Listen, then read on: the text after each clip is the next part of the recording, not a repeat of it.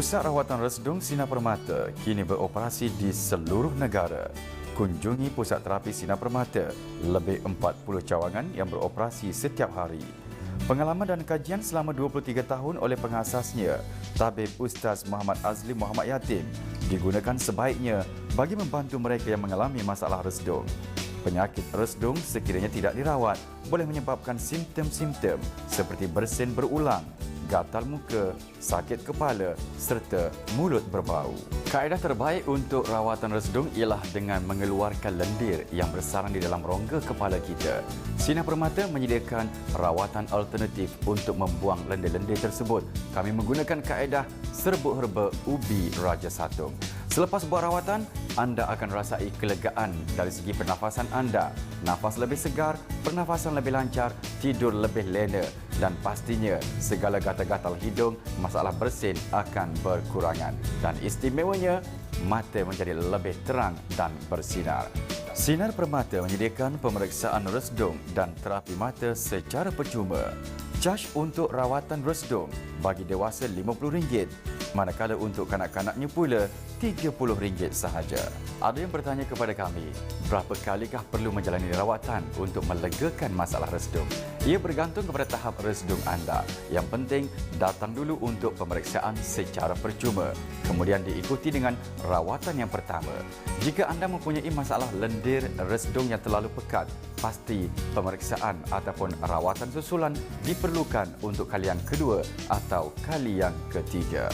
Maklumat lanjut, layari www.sinarpermata.com atau hubungi kami 01924348888. Baik, itu mengenai Sinar Permata. Kita masih lagi ke segmen Suk at Assalamualaikum bersama dengan tetamu hari ini mengenai kenapa resdung berkait dengan mata, hidung dan telinga. Baik. Di dalam studio bersama kita untuk membincangkan mengenai segmen mengenai resdung ini. Di sebelah kanan saya Ustaz Das'ad Latif, pendakwah dan juga rakan kongsi. Assalamualaikum. Waalaikumsalam warahmatullahi Dan juga tak lain tak bukan, tadi pun dah dengar suara dia. Suara beliau. Syekh Abi Halim Al-Firdaus. Assalamualaikum. Waalaikumsalam warahmatullahi wabarakatuh. Alhamdulillah sihat walafiat. Okey. Ustaz, kita nak tanya. Kita pernah dengar al-aqlus salim fil jismi salim. Akal yang sihat pada tubuh badan yang sihat. Jadi apa kepentingan menjaga kesihatan dalam Islam? Ya. Assalamualaikum warahmatullahi wabarakatuh. Alhamdulillahirabbil alamin wa bihi nasta'inu ala umurid dunya waddin. Asyhadu an la ilaha illallah wa asyhadu anna Muhammadan abduhu wa rasuluh. Allahumma salli ala sayidina Muhammad wa ala alihi wa sahbihi ajma'in. Amma ba'd. Faqad qala Allah subhanahu wa ta'ala fi kitabil karim wa huwa asdaul qailin. A'udzu billahi minasyaitonir rajim. Bismillahirrahmanirrahim. Ya ayyuhalladzina amanu dukhulu fis-silmi kaffatan wa la tattabi'u khutuwatis syaitan innahu lakum adu mubin. Wahai orang-orang yang beriman, masuklah engkau ke dalam Islam secara sempurna dan janganlah engkau ikuti langkah-langkah setan karena sesungguhnya setan itu musuh yang nyata bagi kalian. Pemirsa TV Al-Hijrah dimanapun Anda berada, salah satu anjuran agama adalah memperbanyak doa. Dan salah satu doa yang diajarkan oleh Rasulullah Sallallahu Alaihi Wasallam adalah wa'afiatan fil jasadi. Ya Allah, berikanlah kami afiat. Nah, apa itu afiat? Afiat kalau di Indonesia disebut sehat plus. Sehat plus itu artinya, contoh, mata yang tidak buta itu sehat. Tapi mata yang diguna untuk mengaji, itulah yang disebut afiat. Kaki yang tidak lumpuh, dia boleh berjalan, itu sehat. Tapi kaki yang diguna untuk datang ke masjid berjamaah, itu afiat. Maknanya, sihat itu tidaklah menjamin orang dekat kepada Allah. Tetapi afiat itu pasti sehat yang mendekatkan diri kepada Allah Subhanahu wa taala. Itu definisi singkat tentang afiat. Nah, apa kaitannya tinjauan agama dengan afiat ini?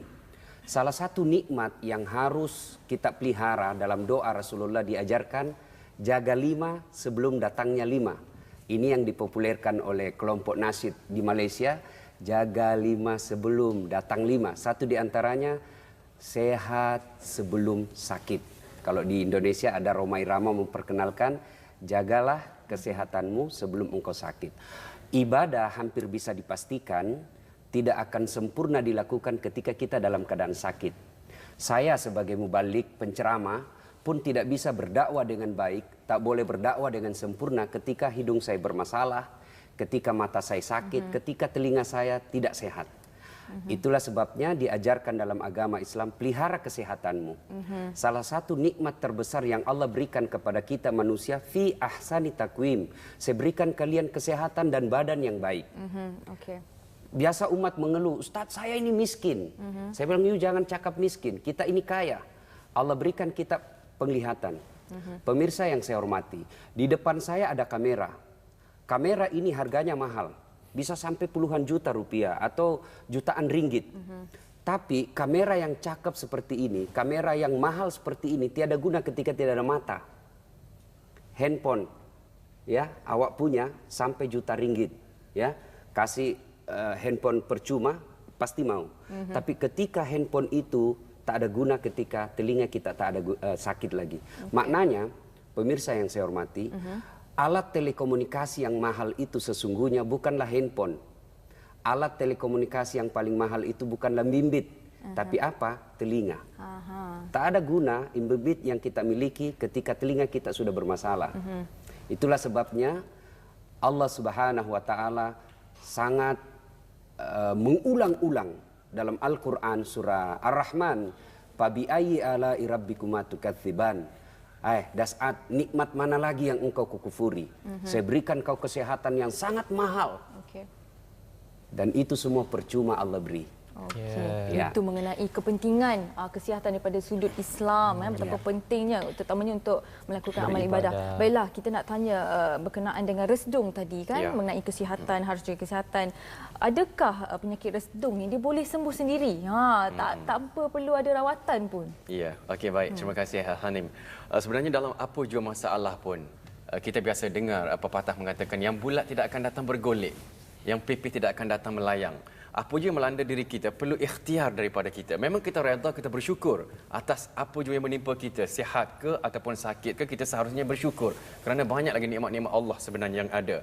Tetapi perlu bagi kita untuk berikhtiar, cari jalan bagaimana untuk kita lari daripada masalah tersebut. Bukan lari bermaksud kita biarkan masalah itu tidak selesai, tapi kalau masalah kesihatan kita cuba cari jalan, cari kaedah, cari solusi bagaimana untuk kita selesaikan masalah kesihatan yang mengganggu kehidupan kita. Dan salah satu saya teringat firman Allah Subhanahu wa taala, kulu min thayyibati ma razaqnakum. Makanlah apa-apa yang baik yang kami rezekikan kepada kamu. Jadi kami di Sinar Permata kita cuba merealisasikan hasrat tersebut. Sinar Permata menyediakan pelbagai produk-produk pemakanan tambahan yang ramuannya daripada benda yang elok-elok. Benda yang baik-baik, tumbuh-tumbuhan, herba-herba yang baik.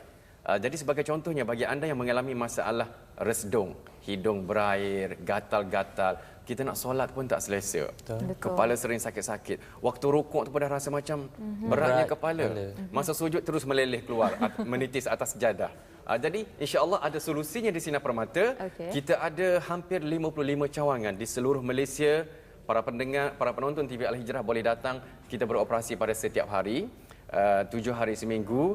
Untuk mengetahui di mana lokasi-lokasi ke semua cawangan Sinar Permata, boleh saja layari website www.sinarpermata.com ataupun boleh terus ke Facebook kita.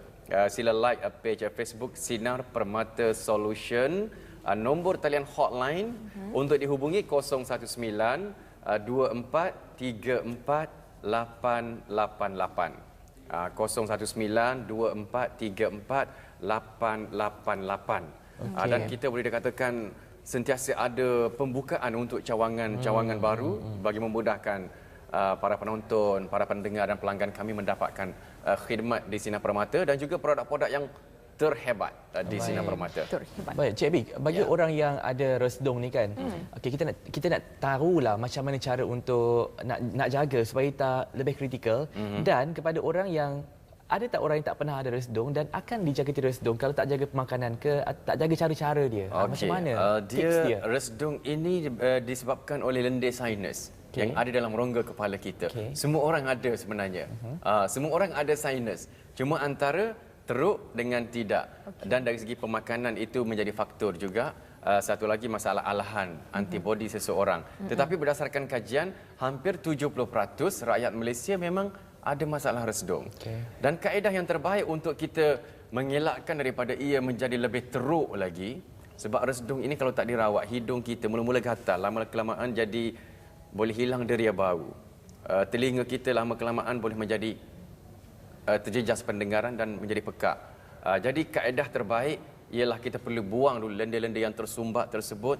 Lendir tersebut mungkin sudah dijangkiti kuman, sebab itulah nafas kita berbau. Jadi kaedah di Sinar Permata ini, kita buat terapi, buang lendir tersebut.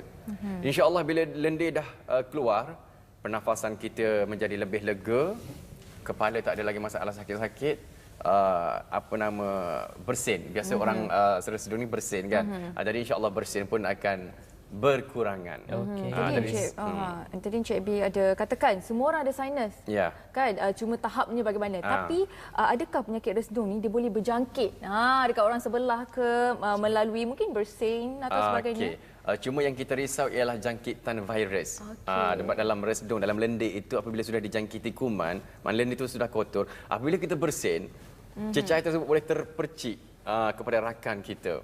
Sebab itulah kalau kita dari segi tata susila ataupun kesopanan, kalau kita bersin, cubalah kontrol, cover, tutup dan sebagainya.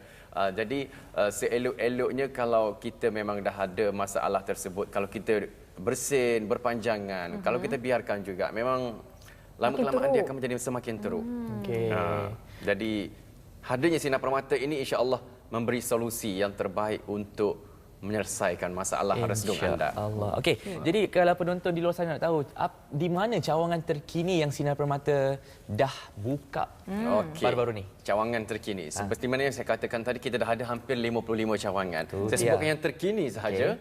Kita telah pun buka yang terkini. Kalau di Kuala Lumpur ini, Jalan Tuanku Abdul Rahman. Jalan Tar, orang KL sebut Jalan Tar. Ini jantung kota Kuala Lumpur. Nadi. Di Jalan Tar, betul-betul di hadapan Maju Junction. Kita berada bersebelahan dengan pejabat pos Medan Tuanku. Lepas itu kita telah pun buka juga di Port Dickson. Sambil pergi mandi pantai tu, bagi yang ada alahan dengan laut dan sebagainya, mungkin rasa tak selesa. Hidung rasa macam tersumbat, macam sersema. Datanglah ke Sinar Permata yang dah dibuka di Port Dickson. Kita betul-betul berada di bandar Port Dickson, di kawasan tambakan laut tu. Dan yang terkini untuk warga negeri Sarawak. Di Sarawak ni kita dah ada di Kuching, Petrajaya, Kota Samarahan, Sibu. Dan yang terkini kita telah pun buka di Miri baru 4 hari lepas. 16 hari bulan Ogos yang lalu telah pun dibuka di Miri. Jadi para penonton nak tahu dengan lebih lanjut, kalau kita nak nyatakan satu persatu memang tak cukup masa. Terus ke website kami www.sinarpermata.com, ataupun di Facebook pun ada alamat setiap cawangan dengan nombor telefon sekali, Sinar Permata Solution. Itu Facebook kita. Itu Facebooknya. Okey, kata Ustaz sendiri kan, pada mereka yang harus jaga kesihatan dengan sebaik mungkin. Kita bertawakal kan kepada Allah. Ini satu cara. Ikhtiar. Islam tidak boleh langsung bertawakal. Dia kena ikhtiar. Suatu ketika Rasulullah lagi khutbah Jumat dan tiba-tiba masuklah sahabat. Lalu Nabi bertanya, di mana kau simpan ontamu? Dia bilang, saya di luar. Sudah kau ikat? Tidak ya Rasul. Saya bertawakal kepada Allah. Saya serahkan kepada Allah. Rasulullah lalu bersabda, kau keluar dulu, ikat untamu baik-baik, setelah itu baru kau bertawakal kepada Allah. Maknanya tidak boleh hanya saya singgah di masjid, berdoa saja 24 jam, ya Allah jaga kesehatan saya. Lalu hidup saya tidak jaga kesehatan. Jaga kesehatan itu maknanya kita harus pola hidup sehat. Jangan makan yang tidak halal, sebab makanan yang tidak halal itu hakul yakin akan menimbulkan penyakit. Kemudian jangan mengganggu fisik orang lain, karena merugikan orang lain pun pasti berdampak kepada diri kita. Pemirsa TV Al-Hijrah yang saya hormati, satu contoh yang saya ingin bagi, betapa mahalnya kesehatan. Allah berikan kita satu organ tubuh yang bernama ginjal. Dalam ginjal itu fungsinya, awak makan nasi lemak dan lain sebagainya, itu ada racun. Ada racun dalam diri kita. Makan itu Allah berikan sensor untuk memisahkan racun dan bukan racun. Itulah ginjal. Ginjal. Kalau dia racun, dia keluarkan melalui napas, melalui kencing, melalui keringat, dan buang air besar. Tapi percayalah bahwa ginjal ini harganya sangat mahal. Allah bagi kita percuma. Oleh karena itu, jaga dengan sebaik-baiknya. Macam mana cara menjaganya? Adalah pola hidup sehat. Pola hidup sehat, setelah itu jangan memakan yang tidak halal. Lalu setelah itu barulah kita bertawakal kepada Allah Subhanahu wa taala. Karena percaya ketika kita sudah sakit perlu keluarkan uang sebanyak-banyaknya. Dan kesehatan itu memang mahal. Sehingga Rasulullah sangat menganjurkan kepada kita, jagalah kesehatanmu sebelum datang sakit. Okey, baik. Terima kasih kepada Ustaz Das'an atas pesanan yang sangat berharga tadi, Hanim. Menjaga tubuh badan kita kerana apa yang diberikan oleh Allah ini sangat mahal, tak ternilai. Dan itu adalah pinjaman. Jadi sentiasa syukur. Sekali lagi kita nak ucapkan terima kasih kepada Cik Abi dan juga Ustaz kerana sudi bersama kita pada pagi ini. Dan kita dah pun sampai ke penghujung rancangan, Hanim. Ya, dah nak menutup tirai. Sedar tak sedar dah 2 jam setengah. Dah 2 jam setengah, jam tak ada. Jadi terima kasih kepada anda. Ani ni lucu lah. Lucu okey. Dan Abi pun nak lucu kan. Terima kasih kepada penonton kerana terus setia bersama dengan kami. Jika anda ada komen, ada respon untuk diberikan pada tim produksi Assalamualaikum sendiri, boleh terus kemukakan di Facebook dan juga Instagram. Facebook dan Instagram Assalamualaikum ataupun TV Al Hijrah. Jadi saya Khalil Amri dan saya Farhanim Razak. Kita teruskan positif. Kekalkan positif. Assalamualaikum. Assalamualaikum. Jumpa lagi. Bye.